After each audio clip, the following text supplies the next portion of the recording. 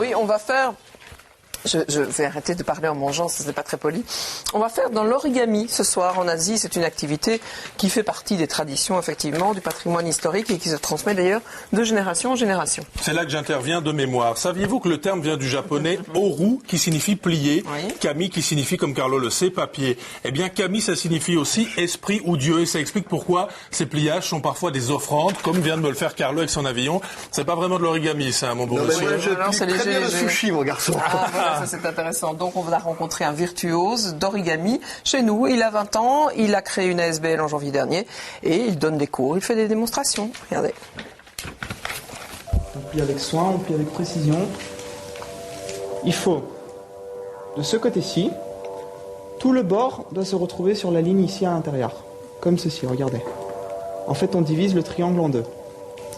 Voilà, comme ça. Et puis on ouvre tout doucement, on revient en arrière. On obtient du volume pour un chapeau samouraï. Voilà. C'est un modèle traditionnel qui existe depuis à peu près 3000 ans, qui est apparu avec l'invention du papier.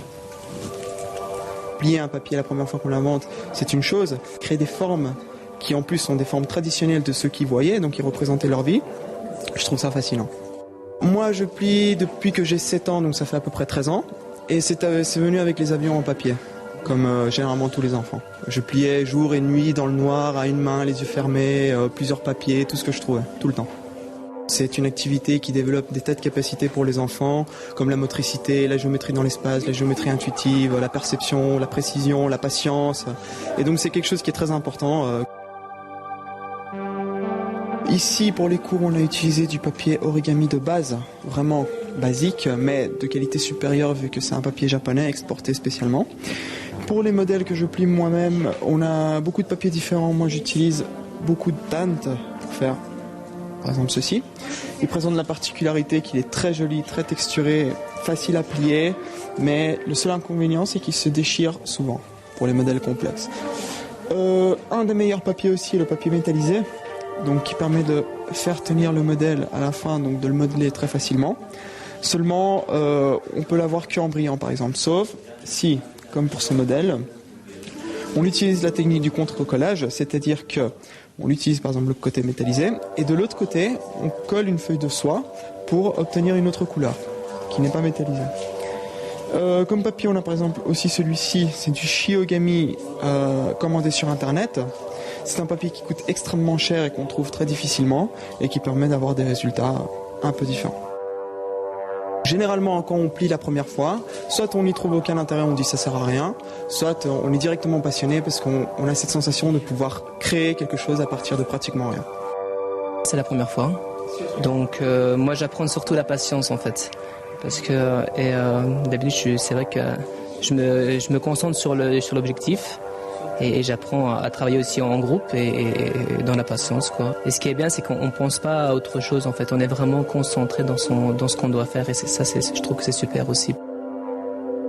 Tout le monde a les capacités pour plier. Donc les gens qui disent « je n'ai pas de patience, je ne suis pas assez patient », c'est faux. Tout le monde a la capacité de plier. Ce n'est pas une question de patience seulement, c'est une question de persévérance et d'essayer. Et alors tu as la patience pour faire ça? Oui, j'en ai. Qu'est-ce que tu aimes le plus? Pour faire les origamis, c'est pas la rapidité, c'est la précision. Et quand je serai grand, je vais faire aussi un dragon. Mon esprit est un peu plus calme. Tandis que si jamais, par exemple, je jouais à un jeu vidéo, je suis beaucoup plus excité. Ici, c'est parfait pour l'esprit. C'est vraiment très gênant parce qu'on a juste réussi à faire des cocottes comme dans les cours de récré, vous aussi, je vois. Alors attention, parce qu'il y a une différence entre l'origami chinois et l'origami japonais. Le japonais, c'est que du pliage. Le chinois, il y a un peu de découpage quand même et de collage. Un site à vous renseigner, belgorigami.be. Et puis il y a une légende aussi par rapport à l'origami. Qui pliera 1000 grues de papier verra son vœu le plus cher se réaliser.